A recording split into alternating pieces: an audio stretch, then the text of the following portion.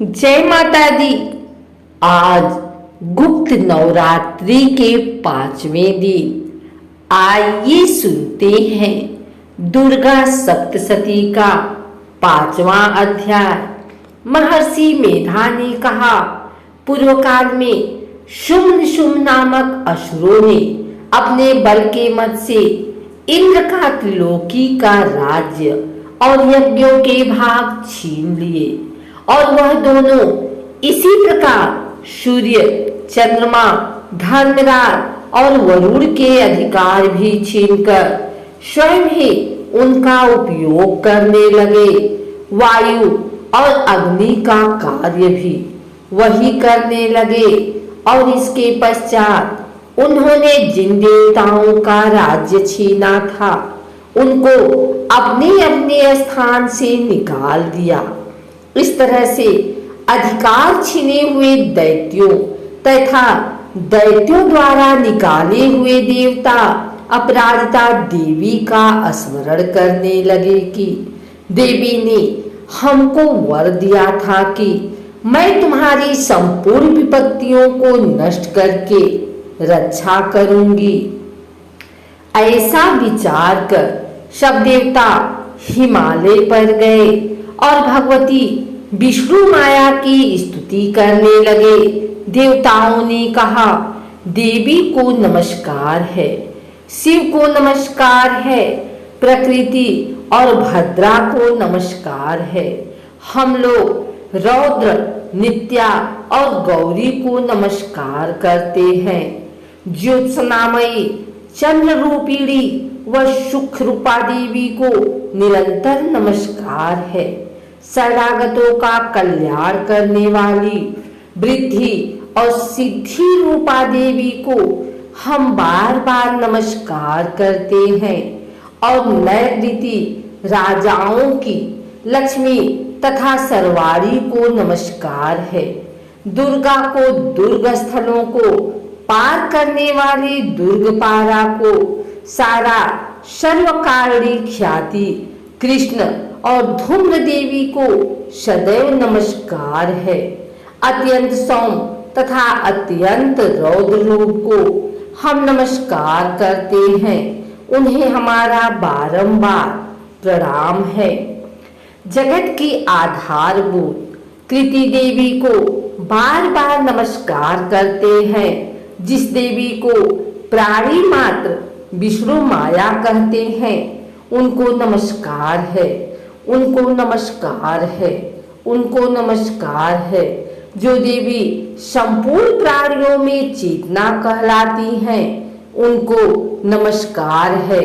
जो देवी संपूर्ण प्राणियों में बुद्धि रूप से स्थित है उनको नमस्कार है।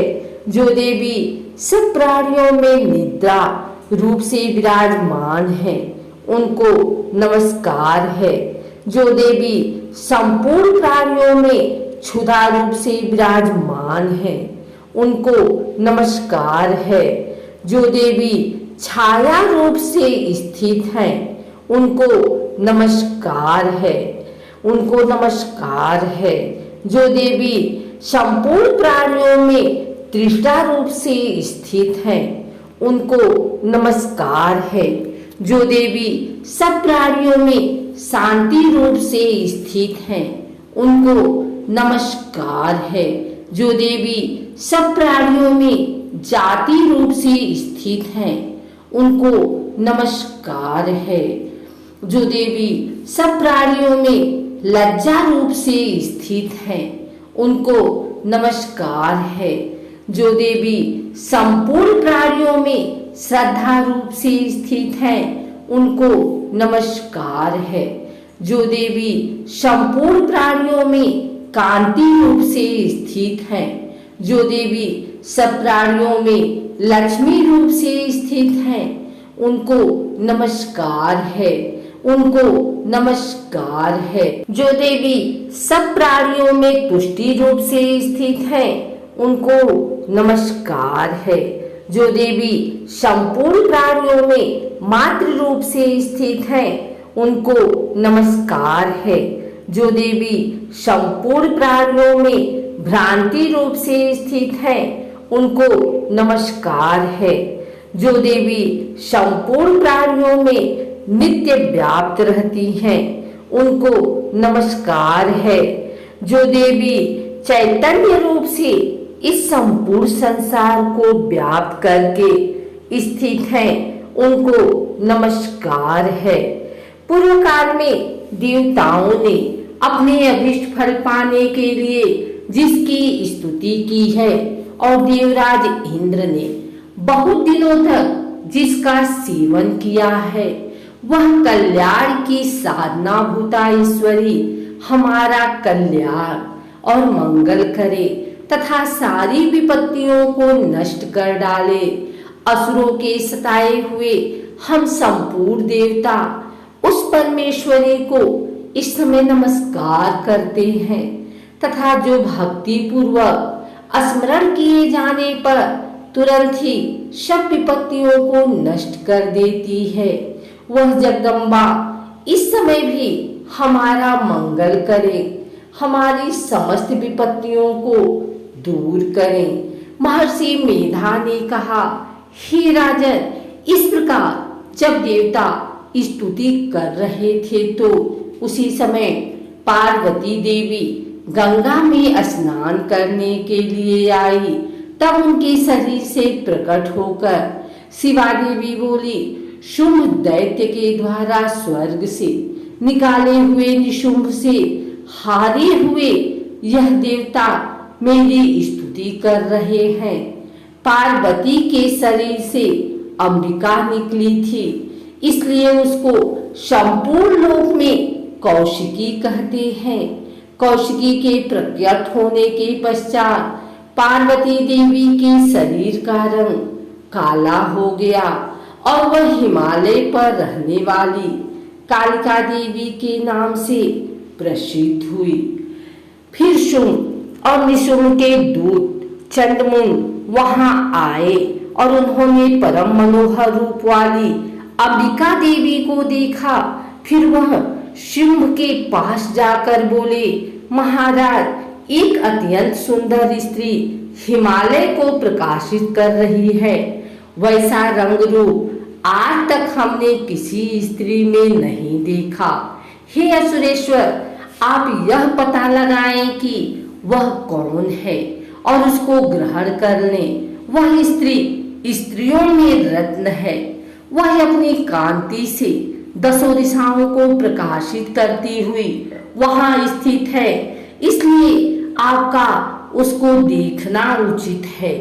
हे प्रभु, तीन लोकों के हाथी, घोड़े और मणि इत्यादि जितने रत्न हैं, वह सब इस समय अपने घर में शोभायमान हैं। हाथियों में रत्न रूप ऐरावत हाथी और उच्चैश्रवा नामक घोड़ा आप इंद्र से ले आए हैं।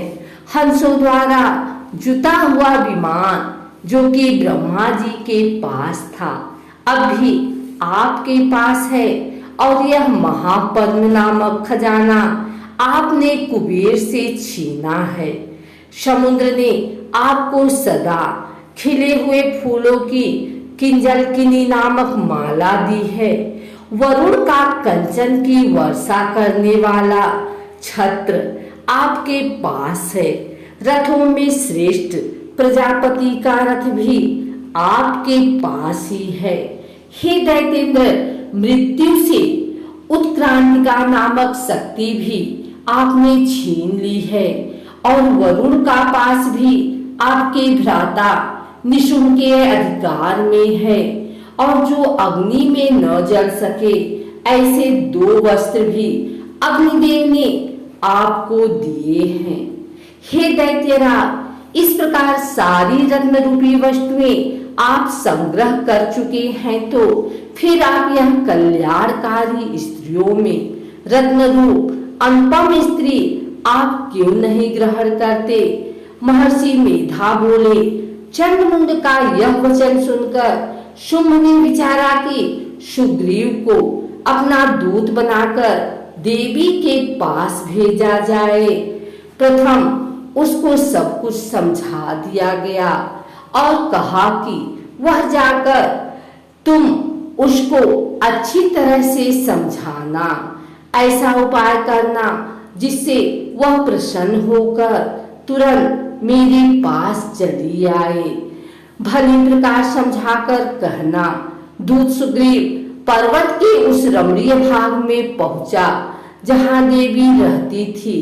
दूत ने कहा, हे देवी, दैत्यों का राजा शुंभ तो इस समय तीनों लोकों का स्वामी है।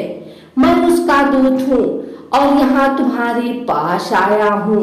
संपूर्ण देवता उसकी आज्ञा एक स्वर से मानते हैं। अब जो कुछ उसने कहला भेजा है वह सुनो। उसने कहा है, इस समय संपूर्ण त्रिलोकी मेरे वश में है और संपूर्ण यज्ञों के भाग को पृथक पृथक मैं ही लेता हूँ और तीनों लोकों में जितने श्रेष्ठ रत्न हैं वह सब मेरे पास हैं।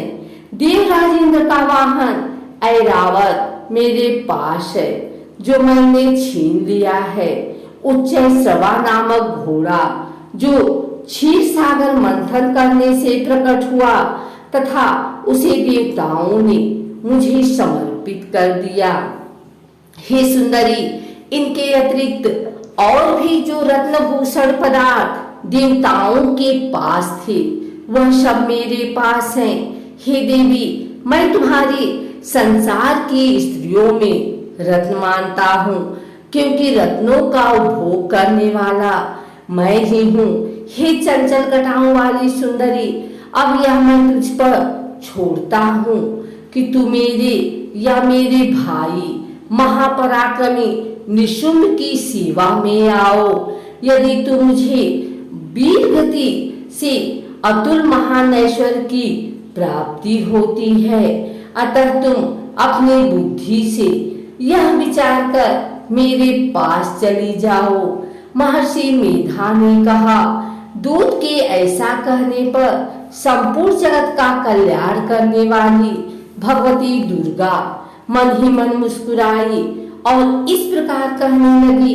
देवी ने कहा, दूत, तू तो कुछ कह रहा है वह सत्य है और इसमें किंचित मात्र भी झूठ नहीं है। शुंभ इस समय तीनों लोकों का स्वामी है और निशुंभ भी उसी की तरह पराक्रमी है, किंतु इसके संबंध में मैं जो प्रतिज्ञा कर चुकी हूँ उसे मैं कैसे झुठला सकती हूँ। अतः तू मैंने जो प्रतिज्ञा की है उसे सुन। जो मुझे युद्ध में जीत लेगा और मेरे अभिमान को खंडित करेगा तथा बल में मेरे समान होगा वही मेरा स्वामी होगा।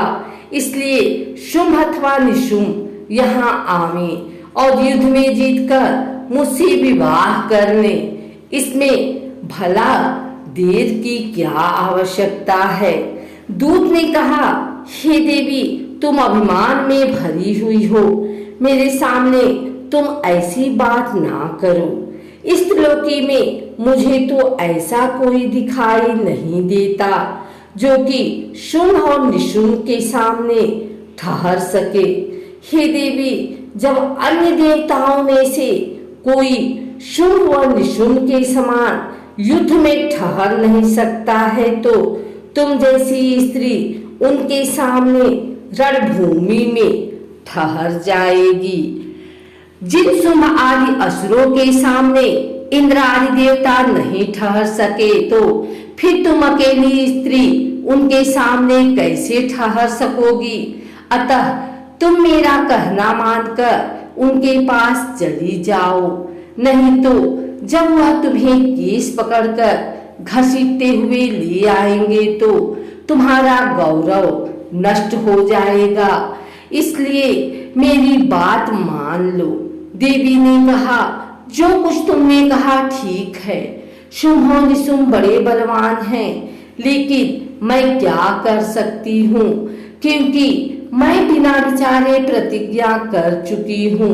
इसलिए तुम जाओ और मैंने जो कुछ भी कहा है वह सब आदर पूर्वक और सुरेंद्र से कह दो।